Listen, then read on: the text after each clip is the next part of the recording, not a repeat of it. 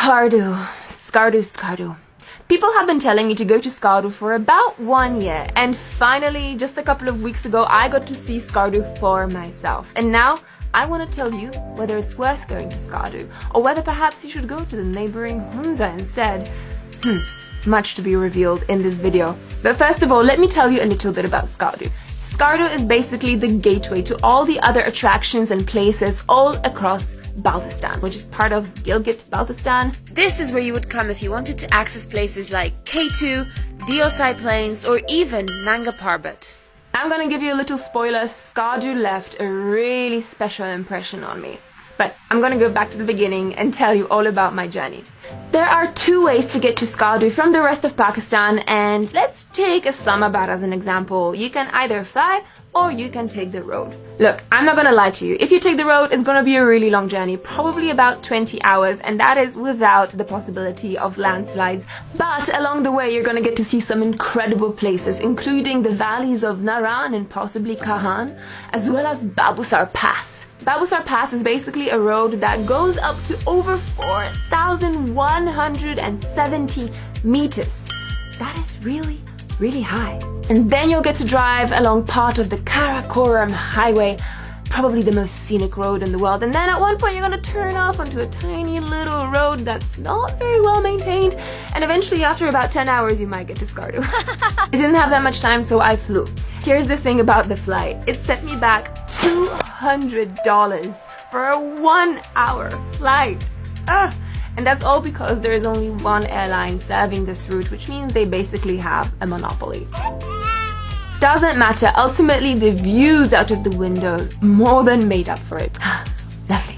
You fly into Skardu among some of the world's most majestic peaks, and you land at what is probably one of the most scenic airports in the world. I am not exaggerating. Our friend Mustafa, that's Mustafa right there, picked us up from the airport in his big 4x4, and that was really the beginning of our Skardu adventure. Nothing could quite prepare me for what I saw next. To be honest with you guys, I expected Skardu to be a little bit like Hunza, but it is not at all like Hunza except for the really crazy massive mountains. In Hunza, you've got the one big road, the Karakoram Highway, that directs all traffic in a singular direction. In Skardu, there is no such road. And the blossom comes late in Skardu as well, much later than in Hunza, which means that we had the place all to ourselves. It was practically empty, which was great, but it did have some drawbacks. For example, some places being literally shut down. So this is the famous Lower Kachura Lake in Skardu. The one that you see in all the pictures, the heart-shaped one with the amazing resort. The resort is closed. You just get on with it and you find alternatives. This is Upper Kachura Lake.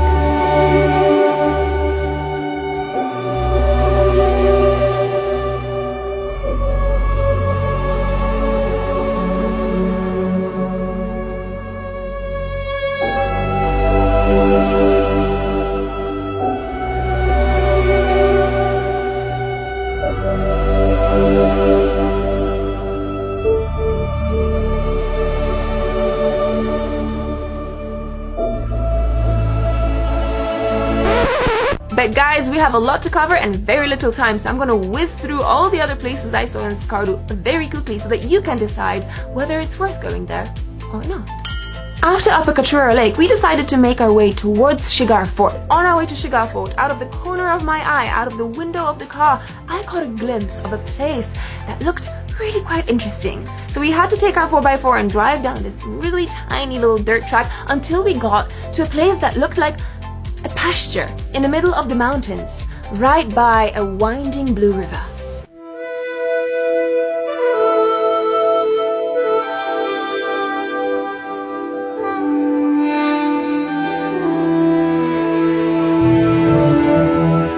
I've always imagined places like this to be oases in the middle of a desert, and right here you got an oasis in the middle of the mountains, surrounded by rock. Rock. Inhospitable, inaccessible rock. And yet, here we are. Anyway, from this green pasture, we continued along our way to Shigar Fort. I had seen pictures of Shigar Fort before, but there's a few things that I only found out once I got there. Shigar Fort is a 17th century fort, which is kind of nestled in the middle of the mountains, and its name apparently translates to rock fort, or the fort on the rock. It was recently restored by the Agahan Foundation, and now there's a really lovely boutique hotel in the fort. So yes, guests can actually stay inside the fort, in the fort rooms. Isn't that cool? But it is quite pricey, so not really for most people's budgets. From Shigar Fort, we continued along the way towards Mantoka Waterfall. It was a good couple of hours before we got there because the road is really quite bumpy, and although the drive is really slow, it is oh so scenic.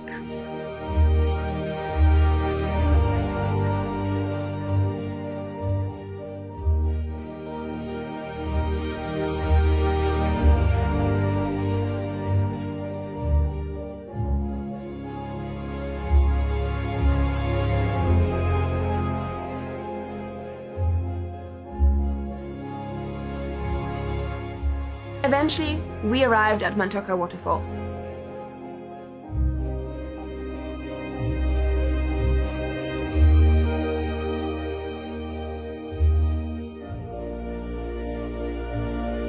It's really pretty, and you can have lunch there. You can have some freshly caught river trout right in the restaurant at Mantoka Waterfall.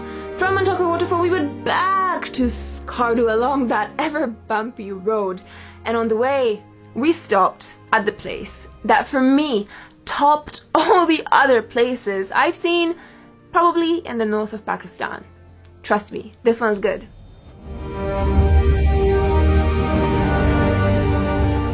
Welcome to the Safranga cold desert. This place is an actual desert with sand and sand dunes and all that jazz. But it's not anywhere in the south of the country. It's actually at an elevation of a good couple thousand meters above sea level in the middle of the Karakoram Mountains. Landscapes like this are things that you normally see in like fantasy drawings and fantasy films. It didn't seem real. I could not get my head around the fact that this place is really real. It's right there. The cold desert of Skardu. And by the way, it's not the only one. Okay, there's just one more place that I really want to share with you. And if you are not familiar with the religious history of Pakistan, you're going to be pretty surprised about this one.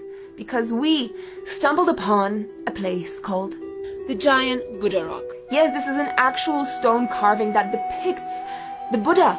This statue was created in the 9th century. That's about 1200 years ago. Given the fact that Pakistan is an Islamic republic and probably not very widely known for religious diversity, this is pretty surprising. But it's only one of the many Buddha rocks dotted across the northern parts of Pakistan. Okay guys, that's it from me. I wanted to show you what I saw of Skardu, and I'm sure there's a lot that I missed, so I can't wait to go back and see the rest. So here's my argument for going to Skardu over Hunza. By going to Skardu, I believe that you will be contributing towards the evening out of tourism across the north. Because as many people know, there are many attractions and destinations in the north that are right now suffering from over-tourism, especially in Skardu's neighboring Hunza. So yes, Skardu might be a slightly more difficult destination to get to. The road might be a bit more bumpy. The infrastructure of restaurants and hotels may not be as well developed as Hunza. But you'll be seeing a place that is so beautiful, so mind-blowingly epic, and doing something good for tourism in Pakistan too. Thank you guys for watching this video. I hope you enjoyed it. I had a blast in Skardu, and I hope to be back very, very soon. And I will see you guys in the next vlog.